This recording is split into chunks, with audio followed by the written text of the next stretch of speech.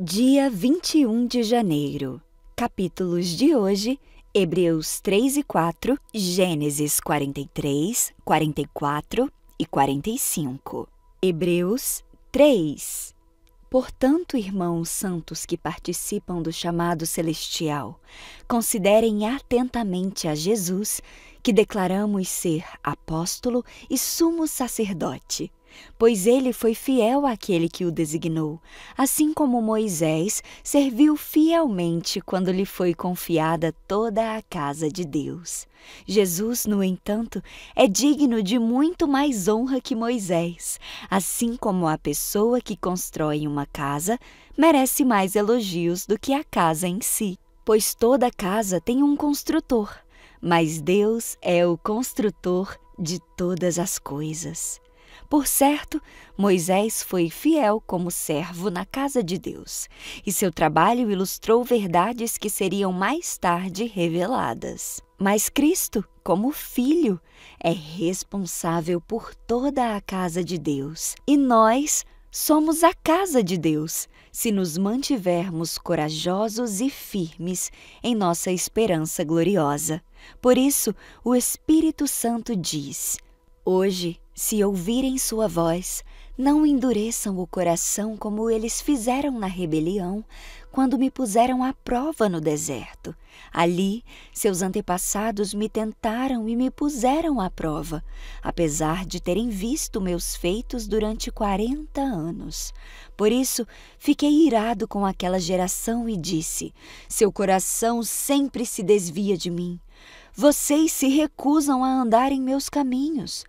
Assim jurei por minha ira, jamais entrarão em meu descanso. Portanto, irmãos, cuidem para que nenhum de vocês tenha o coração perverso e incrédulo que os desvie do Deus vivo.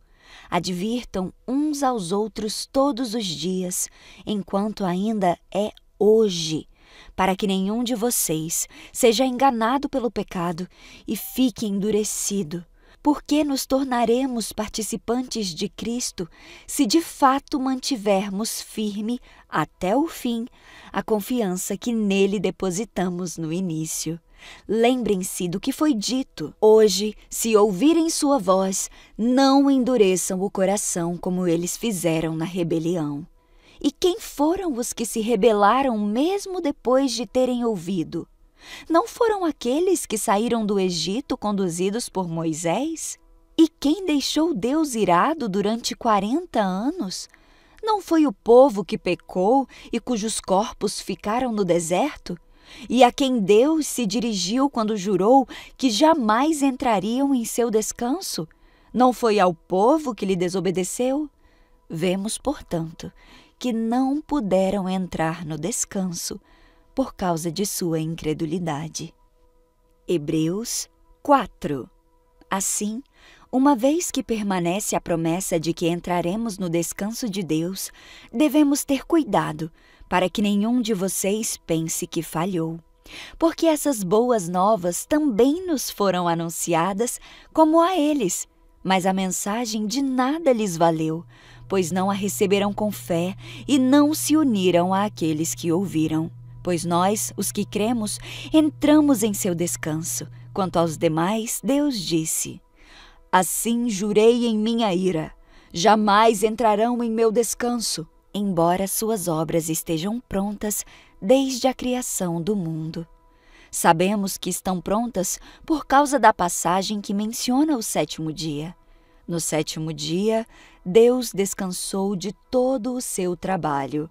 Mas, em outra passagem, Deus diz: jamais entrarão em meu descanso.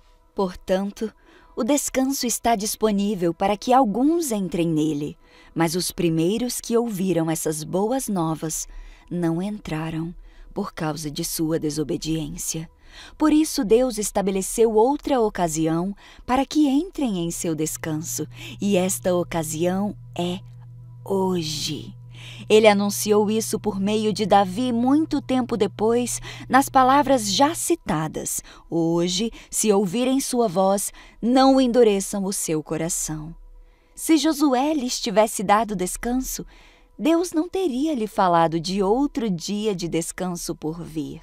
Logo, ainda há um descanso definitivo à espera do povo de Deus, porque todos que entraram no descanso de Deus descansam de seu trabalho, como Deus o fez após a criação do mundo.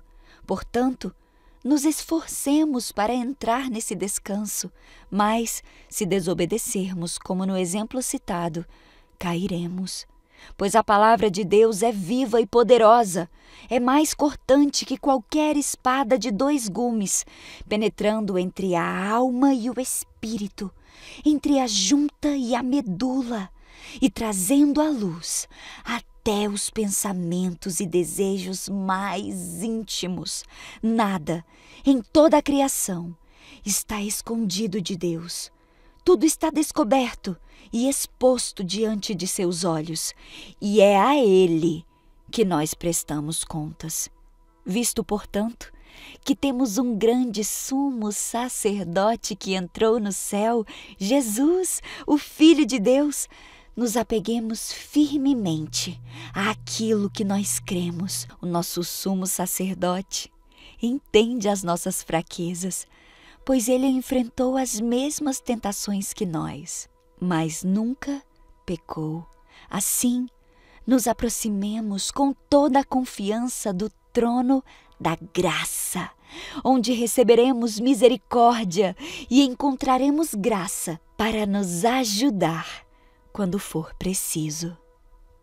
Gênesis 43. A fome se agravou na terra de Canaã.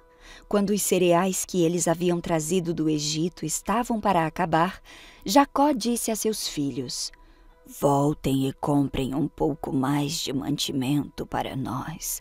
Judá, porém, respondeu: "O homem estava falando sério quando nos advertiu. Vocês não me verão novamente se não trouxerem o seu irmão. Se o Senhor enviar Benjamim conosco, desceremos e compraremos mais mantimento. Mas, se não deixar Benjamim ir, nós também não iremos. Lembre-se de que o homem disse: vocês não me verão novamente se não trouxerem seu irmão. Por que vocês foram tão cruéis comigo?" Lamentou-se Jacó. "Por que disseram ao homem que tinha um outro irmão?" "Ele fez uma porção de perguntas sobre a nossa família," responderam. "Quis saber, seu pai ainda está vivo? Você tem outro irmão?" Nós apenas respondemos às perguntas dele. Como poderíamos imaginar que ele diria: "Tragam o seu irmão"? Judá disse a seu pai: "Deixe o rapaz ir conosco e partiremos. Do contrário, todos nós morreremos de fome, e não apenas nós, mas também os nossos pequeninos. Eu garanto pessoalmente a segurança dele. O Senhor pode me responsabilizar se eu não o trouxer de volta. Eu carregarei a culpa para sempre. Se não tivéssemos perdido todo esse tempo, poderíamos ter ido e voltado 2 vezes." Por fim, Jacó, seu pai, lhe disse: "Se não há outro jeito, pelo menos façam o seguinte: coloquem na bagagem os melhores produtos desta terra: bálsamo, mel, especiarias e mirra, pistache e amêndoas, e levem de presente para o homem. Levem também o dobro do dinheiro que foi devolvido, pois alguém deve tê-lo colocado nos sacos por engano. Depois, peguem o seu irmão e voltem àquele homem. Que o Deus Todo-Poderoso lhes conceda misericórdia quando estiverem diante daquele homem, para que ele liberte Simeão e deixe Benjamim voltar. Mas se devo perder meus filhos, que assim seja." Então os homens pegaram os presentes de Jacó e o dobro do dinheiro e partiram com Benjamim. Por fim, chegaram ao Egito e se apresentaram a José. Quando José viu Benjamim com eles, disse ao administrador de sua casa: "Estes homens almoçarão comigo ao meio-dia. Leve-os ao palácio, mate um animal e prepare um grande banquete." O homem fez conforme José ordenou e os levou ao palácio de José. Quando os irmãos viram que estavam sendo levados à casa de José, ficaram apavorados. É por causa do dinheiro que alguém colocou de volta nos sacos da outra vez que estivemos aqui, disseram uns aos outros. Ele planeja nos acusar de roubo e depois nos prender, nos tornar escravos e tomar os nossos jumentos. À entrada do palácio, os irmãos se dirigiram ao administrador de José e lhe disseram: Ouça, senhor, viemos ao Egito anteriormente para comprar mantimentos e no caminho de volta para casa, paramos para pernoitar e abrimos os sacos. Descobrimos que o dinheiro de cada um, a quantia exata que havíamos pago, estava na boca do saco. Trouxemos o dinheiro de volta. Aqui está. Também trouxemos mais dinheiro para comprar mantimentos. Não fazemos ideia de quem colocou o dinheiro nos sacos. Fiquem tranquilos, disse o administrador. Não tenham medo. Seu Deus, o Deus de seu pai, deve ter colocado esse tesouro nos sacos. Eu tenho certeza de que eu recebi seu pagamento. Depois disso, soltou Simeão e o levou até onde eles estavam. Em seguida, o administrador os conduziu para dentro do palácio de José, deu-lhes água para lavar os pés e providenciou ração para seus jumentos. Quando foram avisados que almoçariam lá, os irmãos prepararam os presentes para a chegada de José ao meio-dia. Assim que José chegou em casa, entregaram-lhe os presentes que haviam trazido e curvaram-se até o chão diante dele. Depois de cumprimentá-los, José quis saber: Como está o seu pai? O senhor idoso do qual me falaram, ainda está vivo? Sim, responderam eles. O nosso pai, seu servo, ainda está vivo e vai bem. E curvaram-se mais uma vez. Então José olhou para o seu irmão Benjamim, o filho de sua mãe, e perguntou: Este é o irmão mais novo de que vocês me falaram? E disse a Benjamim: Deus seja bondoso com você, meu filho. Muito emocionado por causa do irmão, José saiu depressa da sala, foi para o quarto e chorou. Depois de lavar o rosto, voltou mais controlado e ordenou: Tragam a comida. José foi servido em sua própria mesa e os seus irmãos em uma mesa separada. Os egípcios que comiam com José, por sua vez, foram servidos em outra mesa, pois os egípcios desprezavam os hebreus e se recusavam a comer com eles. José disse a cada um dos irmãos onde deviam sentar-se, e, para espanto deles, colocou-os ao redor da mesa em ordem de idade. Em ordem de idade. Colocou-os ao redor da mesa em ordem de idade, do mais velho para o mais novo. Mandou encher os pratos deles com comida de sua própria mesa, e deram a Benjamim uma porção 5 vezes maior que a dos outros, e eles comeram e beberam à vontade com José. Gênesis 44. Então José deu a seguinte ordem ao administrador do palácio: Coloque nos sacos que eles trouxeram todo o cereal que puderem carregar, e coloque o dinheiro de cada um de volta no saco. Depois, coloque meu copo de prata na boca do saco de mantimento do mais novo, junto com o dinheiro dele.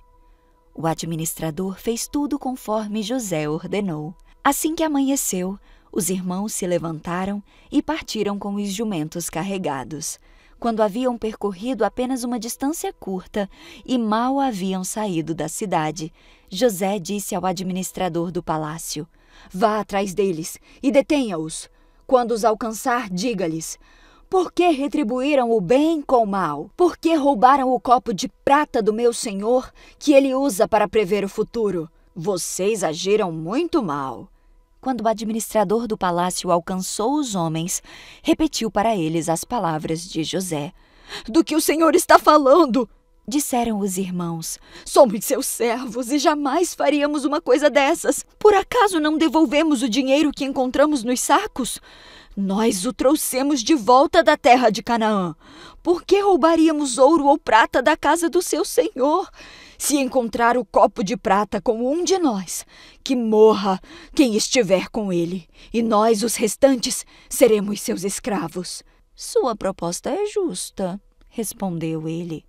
Mas apenas aquele que roubou o copo de prata se tornará meu escravo. Os outros estarão livres. Sem demora, eles descarregaram os sacos e os abriram. O administrador do palácio examinou a bagagem de cada um, começando pelo mais velho até o mais novo, e o copo foi encontrado no saco de mantimento de Benjamim. Quando os irmãos viram isso, rasgaram as roupas. Depois, colocaram a carga de volta sobre os jumentos e retornaram à cidade. José ainda estava em seu palácio quando Judá e os seus irmãos chegaram, e eles se curvaram até o chão diante dele. "O que vocês fizeram?" exigiu ele. "Não sabem que um homem como eu é capaz de prever o que vai acontecer?" Judá respondeu: "Meu senhor, o que podemos dizer? Que explicação podemos dar? Como podemos provar nossa inocência? Deus está nos castigando por causa da nossa maldade. Todos nós voltamos para ser seus escravos, todos nós, e não apenas o nosso irmão, com quem foi encontrado o copo de prata." José, no entanto, disse: "Eu jamais faria uma coisa dessas. Apenas o homem que roubou o copo será meu escravo. Os outros podem voltar em paz para a casa de seu pai." Então Judá deu um passo à frente e disse: "Por favor, meu senhor, permita que seu servo lhe diga apenas uma palavra. Eu peço que não perca a paciência comigo, embora o Senhor seja tão poderoso quanto o próprio Faraó. Meu senhor perguntou a nós, seus servos, vocês têm pai ou irmão? E nós respondemos sim, meu senhor. O nosso pai é idoso e tem um filho mais novo, nascido em sua velhice. O irmão desse filho, por parte de pai e mãe, morreu. Ele é o único filho de sua mãe e nosso pai o ama muito.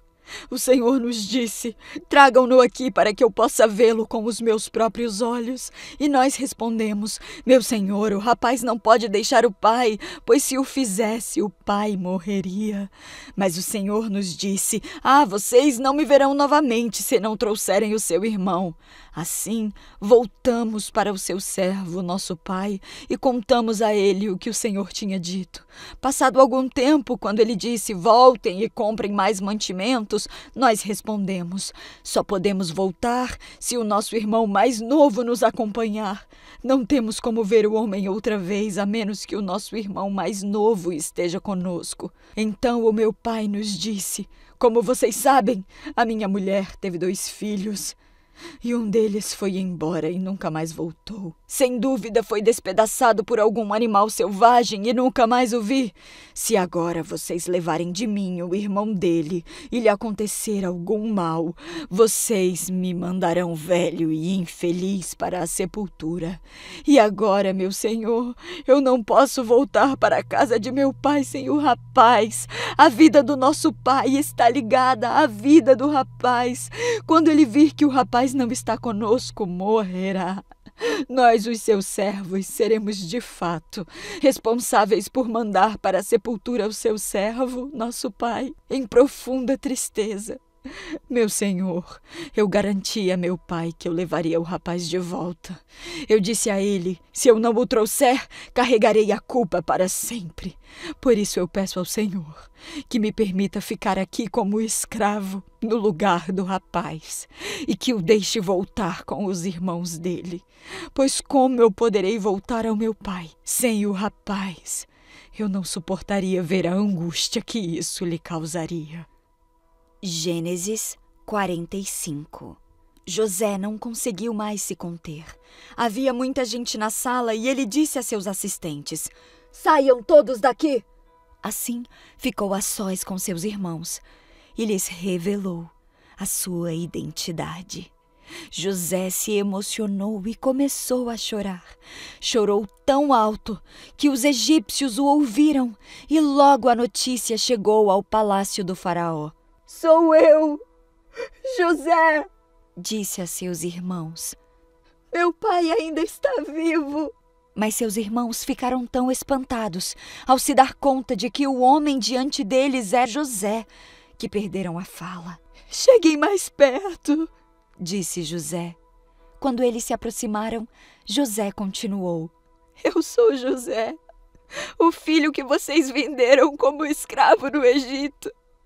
Agora não fiquem aflitos ou furiosos uns com os outros por terem me vendido para cá, pois foi Deus que me enviou adiante de vocês para lhes preservar a vida. A fome que assola a terra há 2 anos continuará por mais 5 anos, e não haverá plantio nem colheita. Deus me enviou adiante para salvar a vida de vocês e de suas famílias, e para salvar muitas vidas. Portanto, foi Deus quem me mandou para cá, e não vocês. E foi Ele quem me fez conselheiro do faraó, administrador de todo o seu palácio e governador de todo o Egito. Agora voltem depressa ao meu pai e digam a ele: assim diz o seu filho José, Deus me fez senhor de toda a terra do Egito. Venha para cá sem demora. O Senhor poderá viver na região de Gósen, onde estará perto de mim com todos os seus filhos e netos, rebanhos e gado, e todos os seus bens. Ali eu cuidarei do Senhor, pois ainda haverá 5 anos de escassez. Do contrário, o Senhor e toda a sua família perderão tudo o que têm. José acrescentou: Vejam, vocês podem comprovar com os seus próprios olhos, e também o meu irmão Benjamim. Sou eu mesmo, José, que falo com vocês. Contem ao meu pai a posição de honra que eu ocupo aqui no Egito.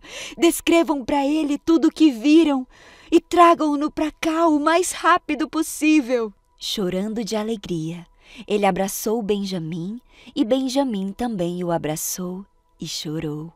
Então José beijou cada um dos seus irmãos e chorou com eles. Depois, os irmãos conversaram à vontade com ele. A notícia não demorou a chegar ao palácio do faraó. Os irmãos de José estão aqui. O faraó e seus oficiais se alegraram muito quando souberam disso. O faraó disse a José: diga a seus irmãos, coloquem as cargas em seus animais e voltem depressa à terra de Canaã. Tragam seu pai e todas as suas famílias para cá. Eu lhes darei a melhor terra do Egito, e vocês comerão do que esta terra produz de melhor. O faraó prosseguiu: diga a seus irmãos, levem carruagens do Egito para transportar as crianças pequenas, as mulheres e também o seu pai. Não se preocupem com seus pertences, pois o melhor de toda a terra do Egito será de vocês. Os filhos de Jacó seguiram essas instruções. José providenciou carruagens conforme o faraó havia ordenado e lhes deu mantimentos para a viagem. Também presenteou cada irmão com um traje novo, mas a Benjamim deu 5 roupas novas e 300 peças de prata. E a seu pai enviou 10 jumentos carregados com os melhores produtos do Egito e 10 jumentas carregadas com cereais, pães e outros mantimentos para a viagem. Depois, José se despediu de seus irmãos e, enquanto partiam, disse a eles: não briguem no caminho por causa do que aconteceu. Eles saíram do Egito e voltaram ao seu pai Jacó, na terra de Canaã. José ainda está vivo, eles disseram ao seu pai. Ele é o governador de toda a terra do Egito. Jacó ficou atônito com a notícia. Não podia acreditar. Quando, porém, repetiram para Jacó tudo que José lhes tinha dito. E quando ele viu as carruagens que José havia mandado para levá-lo, encheu-se de ânimo. Então Jacó exclamou: deve ser verdade. Meu filho José está vivo. Eu preciso ir e vê-lo antes que eu morra.